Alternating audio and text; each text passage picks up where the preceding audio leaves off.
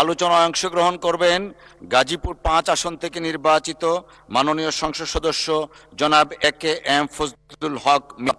জনাব এ.কে.এম. ফজলুল হক মিলন, আপনার সময় 10 মিনিট। ধন্যবাদ। বিসমিল্লাহির রহমানির রহিম। মাননীয় স্পিকার, আপনাকে ধন্যবাদ। আন্তরিক কৃতজ্ঞতা আপনার প্রতি এই জন্য আমি গর্বিত যে ঢাকা বিশ্ববিদ্যালয় মহসিন হলে আমরা একসাথে ছিলাম। আপনাকে আমরা বলতাম স্লোগান মাস্টার। স্বৈরাচার বিরোধী আন্দোলনে আপনি স্লোগান দিতেন, আমরা সেই স্লোগানে অংশগ্রহণ করতাম। মাননীয় স্পিকার, সময় যা দিয়েছেন কথা বলা যাবে না বুঝতে পেরেছি, দয়া করে খেয়াল রাখবেন একটু। এবং এই ক্ষেত্রে আমি মাননীয় সংসদ নেতা মাননীয় প্রধানমন্ত্রী দৃষ্টি সহানুভূতিশীল একটু দৃষ্টি দেওয়ার জন্য অনুরোধ করছি। মাননীয় স্পিকার, 1971 সন এর সাথে জিয়াউর রহমান জড়িত, 1975 সন জিয়াউর রহমান জড়িত, 1990 সন বেগম খালেদা জিয়া জড়িত, 2024 সন আজকের প্রধানমন্ত্রী সংসদ নেতা জড়িত। অনেক ব্যাখ্যা রয়েছে। এই প্রত্যেকটা রাজনৈতিক পরিমণ্ডলে রাজনীতির বাঁকের সাথে বিপরীতমুখী দ্বান্দ্বিক রাজনীতির জটিল সমীকরণের একটা সম্পর্ক রয়েছে। এই জটিল সমীকরণের সমাধান হয়েছিল জিয়া পরিবার এবং বাংলাদেশ জাতীয়তাবাদী দলের হাত ধরে। অতএব সংক্ষেপে যদি বলতে হয়, সামগ্রিকভাবে সমষ্টিগতভাবে জিয়া পরিবারের কাছে, বিএনপির কাছে গোটা জাতি, আমি ব্যক্তিগতভাবে এই সংসদ কৃতজ্ঞতা ভাষায় আবদ্ধ থাকার কথা। কারণ এই বাংলাদেশের ইতিহাস থেকে জিয়া পরিবারের ইতিহাসকে যদি কেউ বিচ্ছিন্ন করে দেখার, খণ্ডিত করে দেখার চিন্তা করে, তাহলে সেই কথাই মনে করিয়ে দেয়। একটি কথা আছে, রাজনীতি থেকে যদি ধর্মকে বাদ দেওয়া হয় তাহলে কেবলমাত্র চেঙ্গিসের রাজত্বই কায়েম হয়। আর বাংলাদেশের ইতিহাস থেকে জিয়া পরিবারের বিএনপির রাজনীতি যদি বিচ্ছিন্ন করা হয় তাহলে সেই ইতিহাস হয়ে পড়ে অন্তঃসারশূন্য, সারশূন্য, ম্লান হয়ে যায়, কলুষিত হয়ে যায়। অতএব আমি আলাদা করে মহান রাষ্ট্রনায়ক জিয়াউর রহমানকে অভিনন্দন জানানো, বেগম খালেদা জিয়ার প্রতি কৃতজ্ঞতা পোষণ করা এবং আজকের যিনি জনগণের ভালোবাসার অর্ঘ্যমালায় গলায় পড়ে ভোটের মাধ্যমে যিনি এই সংসদকে অলঙ্কৃত করেছেন, সেই মহান নেতা মাননীয় প্রধানমন্ত্রীর আলাদা কোনো প্রশংসা করতে চাই না। কারণ এই প্রশংসার সাথে কোনো ব্যক্তি অথবা গোষ্ঠী জড়িত নয়, সমগ্র জাতি গোষ্ঠীর অহংকার এর সাথে সম্পৃক্ত। মাননীয় স্পিকার, জুলাই সনদ নিয়ে অনেক কথাবার্তা শুনলাম, অনেক কিছু শুনলাম, অনেক কিছু দেখলাম। আমরা এক সময় স্বৈরাচার বিরোধী আন্দোলনে যথেষ্ট ভূমিকা রাখার সুযোগ আমাদের হয়েছিল। তখন ফেসবুক ছিল না, এই সমস্ত ইউটিউব ছিল না, যার জন্য এই ইতিহাসগুলি ধারণ করা হয় নাই। তবে জুলাই সনদটা কোনো কথামালা রাজনীতি নয়, অথবা কোনো শব্দ চয়ন অথবা শব্দের সমাহার নয়। এটি বাস্তব ধর্মিত একটি ব্যবস্থা, যেটি নিয়ে সেমিকলন, দাড়ি, কমা নিয়ে আমার বিরোধী দলের অনেক সংসদ সদস্য অনেক ধরনের কথাবার্তা বলেছেন। আর আমাদের এখান থেকে বলা হয়েছে জুলাই সনদের মধ্যে মানুষের স্বার্থ জড়িত, আকাঙ্ক্ষা জড়িত, রক্তের আখরে লেখা দাবি জড়িত। অতএব সেই দাবি পূরণ করতে হলে একটা পদ্ধতিগতভাবে এটির সমাধান করার দরকার। যেই কথাটি মাননীয় স্বরাষ্ট্রমন্ত্রী বলেছেন, আইনমন্ত্রী বলেছেন, অনেক সংসদ সদস্য বলেছেন, এটি এই জুলাই সনদকে বাস্তবায়নের জন্য পদ্ধতি নিয়ে আলোচনা করা দরকার। এই প্রসঙ্গে আরেকটি কথা আমি সংক্ষেপে বলতে চাই, যেহেতু সময় কম। পণ্ডিত জওহরলাল নেহেরু একটি কথা বলেছিলেন যে পাশ্চাত্য শাসন ব্যবস্থার সাথে আমাদের ভারতীয় শাসন ব্যবস্থার পার্থক্য হচ্ছে এই, ওদের শাসন ব্যবস্থা পদ্ধতি নির্ভর আর আমাদের শাসন ব্যবস্থা কান কথা নির্ভর।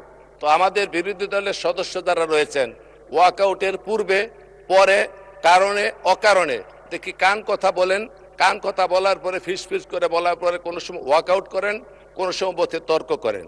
এই প্রত্যেকটি কান কথা নির্ভর। কাজে বাস্তবতে আসুন, সমস্যার সমাধানের দিকে যাই, যাতে মানুষের আকাঙ্ক্ষার পরিপন্থী আমরা কোনো কাজ না করি, সেই জন্য লক্ষ্য রাখবো। মাননীয় স্পিকার, মাননীয় প্রধানমন্ত্রী সেই জুলাই সনদ মানুষের কল্যাণের জন্য, দেশ গঠনের জন্য কতগুলি স্টেপ নিচ্ছেন, কতগুলি কদম নিচ্ছেন, কতগুলি পদক্ষেপ গ্রহণ করেছেন। এই পদক্ষেপগুলি কি আপনারা জানেন? সেইগুলি কি?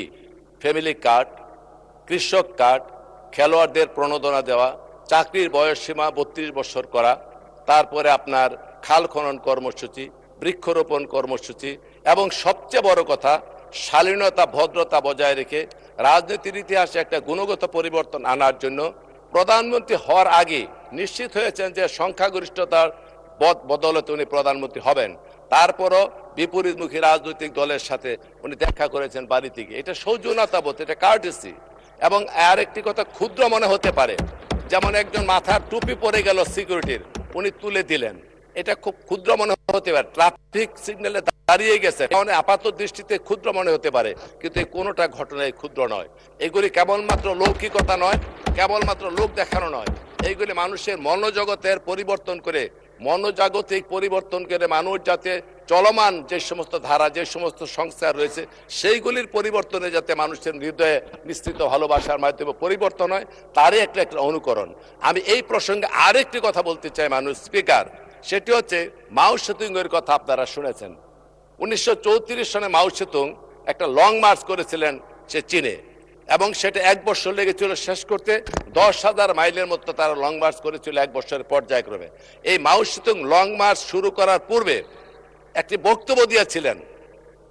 সেই বক্তব্যের মধ্যে একটা লাইন লিখেছিলেন, উনি বলেছিলেন 1000 মাইলের লং মার্চ তো শুরু হয় কেবলমাত্র একটি কদম ফেলে, অর্থাৎ একটা স্টেপ, একটা পদক্ষেপ গ্রহণ করে কিন্তু 1000 মাইলের লং মার্চ শুরু হয়। ঠিক প্রত্যেকটি বড় কাজের প্রত্যেকটা পদক্ষেপ আছে, এই পদক্ষেপগুলি প্রধানমন্ত্রী বারবার নিয়ে যাচ্ছেন, যেটিকে অবলম্বন করে আমরা বহুদূর পর্যন্ত যেতে পারবো। অতএব এইটাকে ছোট করে দেখার, তাচ্ছিল্য করে দেখার কোনো কারণ নেই। আর একটি কথা বলি, অনেকে আন্দোলনে যোগদান করেছেন, কখন করেছেন, কোন সময় করেছেন, কোন অবস্থায় করেছেন, কোত্থেকে করেছেন আমরা জানি। কিসের নিচ থেকে আসছেন সেটাও বলতে চাই না, সবাই জানে। কখন এসেছেন সেটাও জানি না। এই প্রসঙ্গে আমি শুধু ছোট্ট একটি গল্প বলে আপনাদের বোঝাতে চেষ্টা করব।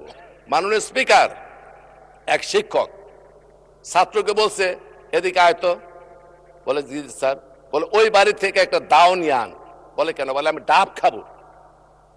দাওটা নিয়ে আয়, দাওটা কেটে ডাব খাবো।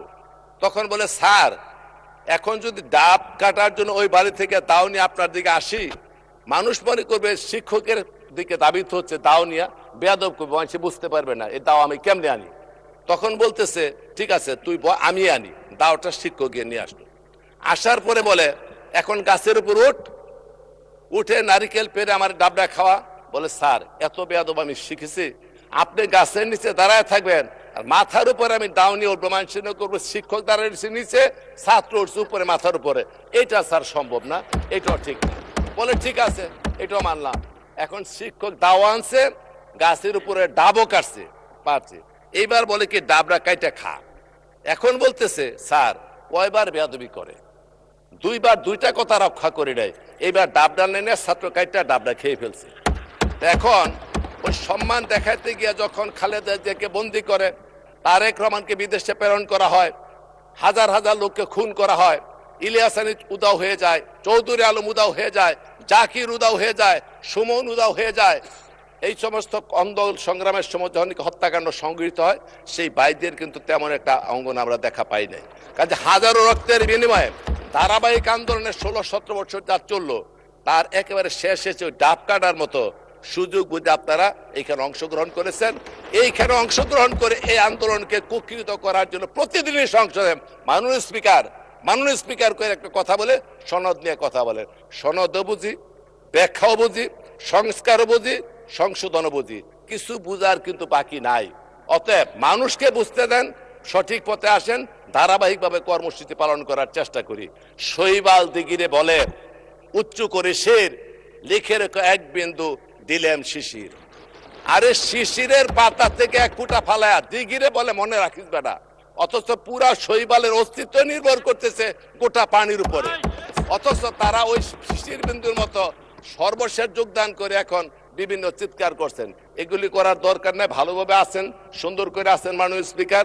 উভয়ে মিলে এসে দেশকে গড়ে তুলতে চাই, সেই সহযোগিতা আপনাদের কাছে কামনা করি। হঠাৎ করে ওয়ার্কআউট, হঠাৎ করে এদিক এদিক তাকানো, কান কথা, এগুলি বাদ দিয়ে মানুষের কল্যাণে আমরা সকলে কাজ করতে চাই। মাননীয় স্পিকার, একটি কথা বলি কি, একটা প্রবাদ আছে, যে দুটো জিনিস মানুষকে শেখানো যায় না, এর একটি হচ্ছে সিঙ্গিং ভয়েস আর একটি হচ্ছে ম্যানার, গানের সুর আর বিনয়। এই দুটি মানুষকে শেখানো যায় না, এটা ধারাবাহিকভাবে চলে। জি, 4 মিনিট সময় বৃদ্ধি করেন দয়া করে। মাননীয় সদস্য আরো 4 মিনিট পেলেন। আপনি দয়া করে একটু বাড়ান। 4 মিনিটে হবে না মাননীয় স্পিকার। ফজলুল হক মিলন, বুঝতে হবে ফজলুল হক মিলন। না, তা ঠিক আছে, আমরা তো অনেক আগের থেকে চমৎকার বক্তব্য মাননীয় রাখেন, এই স্পিকার। কারণে 4 মিনিট দেওয়া হলো। মাননীয় স্পিকার, আর একটি কথা বলি, এই সংসদ অত্যন্ত পবিত্র সংসদ, অনেক রক্তের বিনিময়ে গঠিত এই সংসদ। এটা সৌন্দর্য, মাহাত্ম্য, এটা আভিজাত্য অনেক বেশি। আমরা এখানে বসে সবকিছু সমাধান করতে চাই। সেই প্রসঙ্গে তাজমহলের সৌন্দর্য দেখে ফার্সি কবি ওমর খৈয়াম বলেছিলেন, আগার ফিরদাউস বারোই জামিন হামিন আস্তত হামিন আস্তত হামিন আস্তত। পৃথিবীতে যদি কোথাও স্বর্গ থাকে তবে তা এখানে, তবে তা এখানে, তবে তা এখানে। আমিও বলি, মানুষের কল্যাণের জন্য, জাতির গঠনের জন্য, মানুষের আশা আকাঙ্ক্ষা পূরণের জন্য যদি সবচেয়ে সুন্দর জায়গা থাকে এই সংসদ, এই সংসদ, এই সংসদ। আমরা শত শহীদের রক্তের বিনিময়ে, আজকে আমাদের মা বোনের কান্নার বিনিময়ে দেশনেত্রী বেগম খালেদা জিয়া মাননীয় স্পিকার কারারুদ্ধ হয়েছেন, নির্যাতন ভোগ করেছেন, আপসের নেত্রী হয়েছেন, আজকে সবুজ চত্বরে চিরনিদ্রায় শায়িত। সেই নেত্রী আমাদের কাছে আশীর্বাদ রেখে গিয়েছেন। সেই নেত্রী এই দেশের জন্য, গণতন্ত্রের জন্য সংগ্রাম করেছেন, মানুষের কল্যাণের জন্য জীবন বিসর্জন দিয়েছেন। সবচেয়ে ধৈর্য ধারণ করে উনি সর্বশেষ বলেছেন ঐক্য এবং মানুষের কল্যাণের জন্য মিলেমিশে কাজ করার জন্য। অতএব এই সংসদকে আমরা যাতে কার্যকরী করি। মাননীয় স্পিকার, আপনার কথা আমি ভালো করে জানি। বিজয়ের যে পতাকা আমরা উড্ডীন করেছি সম্মিলিতভাবে পাহাড়ের চূড়ায়, বিজয়ের পতাকাটা পাহাড়ের চূড়ায় উঠে এটি অর্জিত হয় গিরিপথে, দুর্গম উপত্যকায়, উর্বী মুখর সাগর পাড়ি দিয়ে। অতএব এই সমস্ত প্রতিকূল অবস্থা এবং ত্যাগের বিনিময়ে উদ্ভাসিত হয়ে যে ঐক্য রচনা করেছি, যে ঐক্যের পিরামিড রচিত হয়েছে, কোনো ধরনের আক্রমণ, কোনো ধরনের সমালোচনা, কোনো ধরনের কান কথা, কোনো ধরনের সংকীর্ণ মানসিকতা নিয়ে যাতে কোনো বিষাক্ত তীর সেই ঐক্যের পিরামিডের মধ্যে আঘাত না করে, এই জন্য সকলের প্রতি আহ্বান জানাবো। এইখানে যেমন বসে আছেন আমাদের সংসদ নেতা, উনি সংসদের অভিভাবক, ওইখানে বসে আছেন বিরোধী দলীয় নেতা, উনিও সংসদের অভিভাবক। সংখ্যা গরিষ্ঠতার সংখ্যালঘিষ্ঠতা নিয়ে আমরা কোনো বিচার করি না, নাই স্বৈরতান্ত্রিক মানসিকতার কোনো লেশ নাই। আপনারও সংখ্যা লঘিষ্ঠতা আছেন, কিন্তু কর্তব্যকে অবহেলা করার মতো কোনো সুযোগ নাই। অতএব আসুন এই সুন্দর সমৃদ্ধির মাধ্যমে এই সংসদকে আমরা শান্ত করি, এই সংসদের মাধ্যমে মানুষের কল্যাণ করি। এইটাই আমার বক্তব্য। আমার বক্তব্য বেশি বাড়াতে চাই না। আমি আপনাদের কাছে আবারও অনুমতি জানাবো, শত ত্যাগের বিনিময়ে উদ্ভাসিত এই সংসদ, এই সংসদের দিকে মানুষ চেয়ে আছে। অতএব হঠকারী কোনো সিদ্ধান্ত, আবার যাতে ফেসিবাদের কোনো পদধ্বনি শুনতে না পারি, কোনো ফাঁক ফুকর দিয়ে যাতে আবার স্বৈরাচারের গোপন দোসররা এইখানে প্রবেশ করতে না পারে, এই জন্য মহান দায়িত্ব এবং সততা নিষ্ঠা নিয়ে কাজ করতে হবে। আমাদের মাননীয় প্রধানমন্ত্রী যে উদাহরণগুলি স্থাপন করেছেন, আসুন তার সারথি হই। উনি শুরু করেছেন এই পথকে যদি না কেউ কল্যাণকামী পথে চূড়ান্ত পর্যায়ে নিতে হয়, তাহলে সকলের সহযোগিতা প্রয়োজন। বিরোধিতার খাতির বিরোধিতা করলে কোনো লাভ হবে না। অতএব মানুষের হাসাহাসির পাত্র যাতে না হয়, সেই জন্য আমরা এদের কাজ করতে হবে। আসুন, যে মহান প্ল্যান নিয়ে উনি এসেছেন, শোনেন, যিনি কাঁথা সেলাই করেন তাকে বলা হয় কারিগর, আর যিনি কাঁথায় নকশা করেন তাকে বলা হয় শিল্পী। উনি প্ল্যান নিয়ে এসেছেন, মানসিক জগতে উনি প্ল্যান করে বিদেশ থেকে এসেছেন। সেই প্ল্যানের অংশ আজকে প্রত্যেকটা পদক্ষেপ নিয়ে কারিগর হিসেবে উপস্থিত হতে চাচ্ছেন।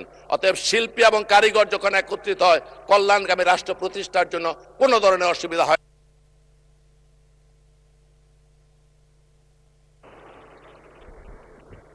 জি, বিরোধী চিফ হুইপ মহোদয়, 2 মিনিট। আমার মনে হয় বিরোধী দলের চিফ হুইপও এগ্রি থাকবেন। সবাই বক্তব্য শুনছে, 2 মিনিট দেওয়া হলো। আর সর্বশেষ মাননীয় স্পিকার, এলাকার লোকজনকে আন্তরিক ধন্যবাদ জানায়, ভোট দিয়ে নির্বাচিত করেছেন। আমি আলাদা কোনো ক্ষেত্র যে উন্নয়নের কথা বলবো না, সামগ্রিক জনগণের কল্যাণের জন্য যে সমস্ত কাজ আমার এলাকায় করা দরকার, আমি বিনয়ের সাথে মাননীয় প্রধানমন্ত্রীর মাধ্যমে সকল দপ্তরের মন্ত্রী মহোদয়ের কাছে অনুরোধ করব, আমি যখন যে কোনো কাজে যাব ব্যক্তিগত স্বার্থে নয়, মানুষের কল্যাণের জন্য সহানুভূতিশীল দৃষ্টি আকর্ষণ করে আমাকে সহযোগিতা করবেন। আগামীতে পথ চলতে চাই, একতে সারথি হতে চাই। প্রধানমন্ত্রী বলেছেন জনগণের সাথে থাকুন, জনগণের সাথে রাখুন, সেই কথা বলে আমরা পথ চলতে চাই। এই কথাটা কেন করতে মাননীয় স্পিকার? আর কোনো কারণ নাই, কারণ একটাই মাননীয় স্পিকার, সব করতে হবে জাতির কল্যাণে, মানুষের কল্যাণে, দেশের কল্যাণে।